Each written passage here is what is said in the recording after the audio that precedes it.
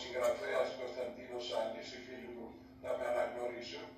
αλλά θα παρουσιάσω το βιβλίο μου μπροστά σε ένα βουλγαρικό κοινό στις 11 Δεκεμβρίου, Κυριακή, στις 11 το πρωί στην Αθήνα, στην πλατεία Βάθης, στην οδό Ανεξαρτησίας 12, είναι ένα καφέ. Την εκδήλωση διοργανώνει η εφημερίδα Bulgaria Dnes, που σημαίνει Βουλγαρία σήμερα, και θα χαρώ πολύ να έρθουν και Έλληνες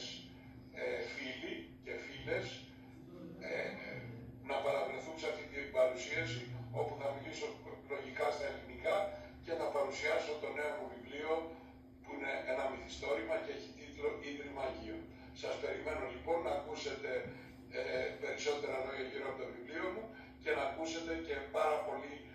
ωραία ελληνικά τραγούδια που θα ερμηνεύσει ο γνωστός